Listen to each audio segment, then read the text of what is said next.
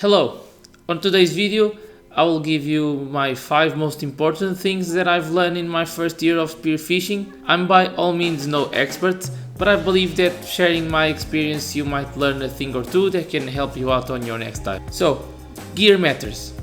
Because at the end of the day, the gear is basically what is preventing you to catch fish. It's not about having the most expensive carbon fiber gun or custom wetsuit. It's more about having equipment that works well and you don't even notice. When your mask is fogging or your bands are loose or your wetsuit is way too cold, it pulls you out of the zone and it just ruins your focus. All these little flaws will keep you from focusing on the most important thing, that is catching and hunting fish.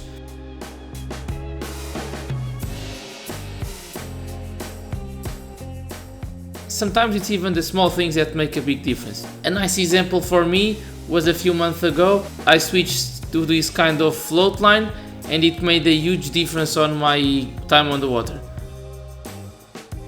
Previously I was using this kind of line that was very cheap and it was just horrible and it gets stuck everywhere. And I firmly believe that this was preventing me from enjoying more time on the water. One piece of advice that I can maybe give to you on this matter is to maybe schedule a day every, let's say, 10 or 15 days to go through your gear and check if you have any flaws, if your material is running out. That way you can prevent any things that probably are breaking and need replacement, and you can foresee any replacements that need to make before it ruins your session when you are out on the water. Breath hold is not everything. This is a very discussed topic and I do believe that most people are aware of this. Having a big breath hold of course is an advantage, as at least you can hold yourself underwater a bit more. That can maybe lead you to more opportunities to catch the fish that you want. But it should not be your main objective, as I believe with time you'll develop that skill anyway. Instead you should be focusing more on learning the behaviors of each fish, where they hide, if they are more curious or not, and which fish tend to frequent which areas, and which type of species to look for at each spot, and so on and so forth. And for this you will not need a super long time underwater, nor needing to go that deep.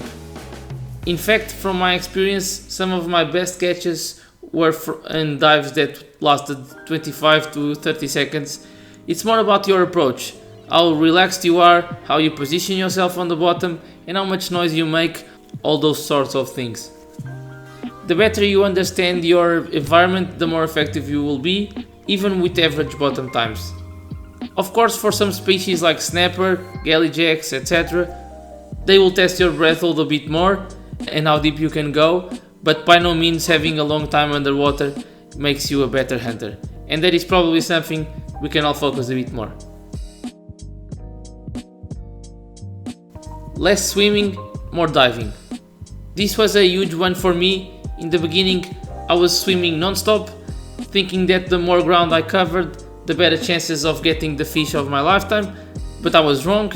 I was spending all my energy swimming and not actually diving. I'd arrive at a promising spot already tired and I just rushed my dives and made poor decisions. Over time I realized it's much better to slow down and rest properly between your dives and really study one area. These days, if I want to reach a far off spot, I just hop on the float and take my time getting there. Once I arrive, I stop and watch. I do fewer dives, but each one is way more focused. And honestly, that's when I start seeing more fish. There is a case to be made that on some spots, if you start catching smaller fish, all that activity might attract some predator nearby, but for that you need to have patience and stay where you are for some time and only move when you see it's completely done. Missing is part of the game. Missing shots is always very frustrating, of course, and even the most experienced Spearos will have a crazy miss every now and then. I am not saying that you cannot be mad about missing that one fish, but instead, after all things cool down, try to look into what might lead you to miss that shot. It could be the case that you were not fully stabilized on the bottom, or did you not extend your arm fully before pulling the trigger. Maybe you rushed the spot, or maybe your gun was not properly set up. A lot of factors could be influence your accuracy. and it's always nice to look back into these cases and see what you learn from this. I believe that you learn more from the shots you miss than the ones you land, of course. Manage your expectations.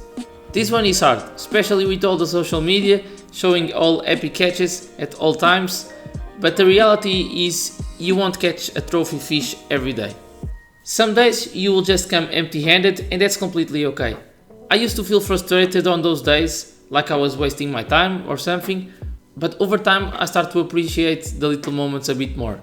Seeing a turtle, swimming with a school of bait fish, or just having a quiet time on the water, it's a privilege to spend some time on the ocean and outside anyway, so why be frustrated about it? The best mindset is to treat every dive as a learning experience and a moment to enjoy being on the ocean. The fish will come with the time. So, that's it. I hope you liked this video and let me know on the comments below if any of these tips help you on your next dive. So, see you on the next one. Goodbye.